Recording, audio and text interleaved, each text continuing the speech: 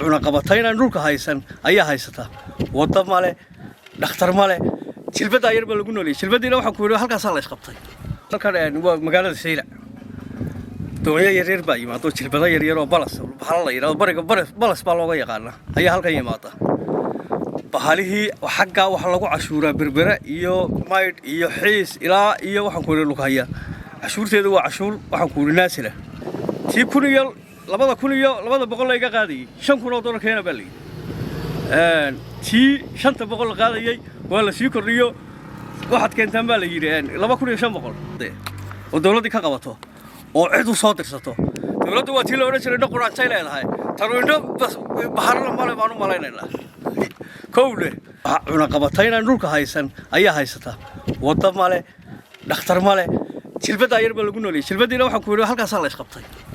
maanta halkaan aan joogno degmada Saylac waxaan shir jaraa'idkeena u daaran yahay dhibaatada ka jirta xagga doonyaha runtii doonyihii waxay noqdeen wax wadankii Soomaaliland aan la mid ahayn badana markaan eegnay meel walba la eegay sixirka la kordhinayo ganacsiga ku dhisan ummadda ku degan wax kale oo ganacsi soo gala magaalada ma jiro aad bay u cabdeen ragga dhowr goor bay hadleen ilaa Hargeysa yimaadeen horta Saylac berbera xiis yamar intaba waxa lagu cashuuraa doonyo cashuuraha dawladdu waa inay midaysnaadaan intaba waa la hayaa juwanadoodii waa la hayaa waa halkan baa laga daawan doonaa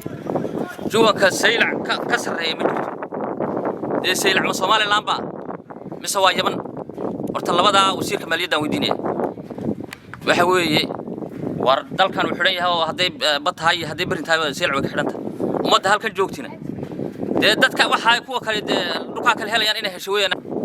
war dalku juwan midaad u leeyahay cashuur midaad soo yulay dalku wasiir maaliyad u leeyahay laba wasiir male waxa keenay in juwanka berberi iyo lay saxiis yameed uu ka hooseeyay Saylac maxaa keenay maxay galbatay meena mid ka hayn cashuuraha meena kamid ahayn maaliyadda war waa khalad arintaasi wasiirka maaliyadda waa wasiir jidida waxaan ka codsanaynaa inuu arintaasi degdeg wax uga qabto Yaman bay inaga yimaadeen dooyay halkaas lagu cashuuraa war cashuurtii berbera يا عشورتي مير يا حيس يا عشورتي معايا هذي مقالة إنه يحكي له هيا لمد ما حدي ويكسر رأسه واحد نقول شيء إنه قالها بارلمانك أنت نيجي جرتا صدقته منك حلي بان ورمانت الله الله كويال كان نقول يمد تي في الكاك هذه شيخ إبراهيم يا لا مقال له حيران تحي ودك دي بحيران وعلي حامد قال الله ضيع رجع صورك إساء نكان وين نساق ورميدا هايو خبر يوريسه أنا لسه ورانا هاي كان وين لسه ورانا madaxweynaha baa la wax noqon baa leenahay marka waxa weeyaan min hindad la soo kaxeeyay min hindad ciidamada ka wado wala la wada garanaya TV-ga wala joogaaba duruuf baa taawato dadka soo wada Saylac Saylac nahay wala wada garanaya waa dhibtaasana haysata amba dalkaas naadee hadladii maxad qabanaysan umadiini baa nahay dadkiini baa nahay habeeni maalin buu hadashaan war maanta noo hadla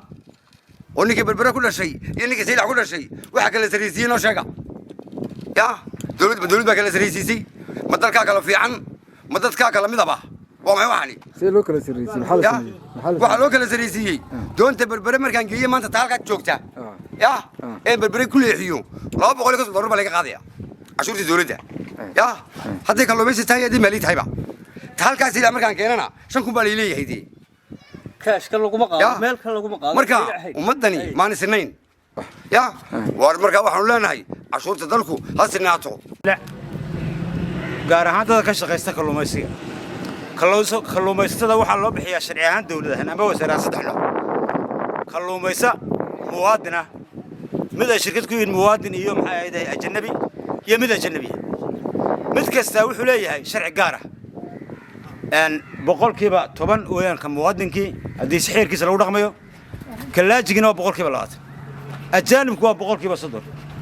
kuwa ajaanibka waxa ka cashuur qaalisan kuwa muwaadinku soo kiraysta jartarka ee uu kalluunkeeda intuu badan cashuurtana bixiyo dibadna uu Yaman geeyay wasaaradda kalluumaysiga waxaan u maleynayaa horta xilkeeda inay qabtay 16 sano ayay taagantay meesha la horta bedel isku bedelkooda ma ka xaaraan ba wasaaradda waxaan soo eegayaa warbal u fiirsado shaqaale kale oo isku bedelay wasaaradda kalluumaysiga mid halkeeda taagan ba haddii dadku maamuli kari waayo hay'adii loo soo xil saaray wasaaradda waxa waajib ka ah inay meel kale u dirto أما بكون أكتب مقطع دق مكله مدة لبعض أن تاسواتي وسردة أن دولة ده وحنا كل عصرنا مواطنين تواسكو حق دقموين تواسكو حق وح إليهن شرع أمي لا يسوي سمن لا درا شرعي ما يلا يقدمه إلا وين لو يعد لا يقدمه وحنا كدر يمنا أنا هو هنجي ونادي لقى سوقي مايد أنا هو دوية ما روانو قينا مايد يحيس يبرر أنت وانو قينا لما المسك الصباح حيرك لنا نقول هنا سيلع وحلم بده ولي ما أنو أرق أما هو عناته دولة الحين وحنا كل عصرنا ملحون عر والأد ونكو عضل لا ميدا قاونا كمرين ما أنت وحنا كاسوينا دعدار ده نرمنه ونسوق قعدو وحنا سفي عن وكل صونة كاغا عصرنا إن العصر يجاس أن دير سنتك سجوابته هذه يوسير كاكلو ما يسوي يجاس يوه waxaanu ka cabaynaa tacriifada dawladda berbera mayd lughaya iyo halkan isku sharci maaha iskuna dad maaha waxa kala qaybiyay dawladda kala qaybiso kala iskala dad baanu nahay way dad mid aatan hayda si kaliya talan loo cashuur lahaa annagoo baraf malihin xaga loo saamiyaha loo sheego haddii kale dawladda waxaan ku codsanayaa xildhibaanada 13 nin oo gobolkan matala ee inanta ku jirto wada kala boodu hashaana xagan ma ilaalin matrinde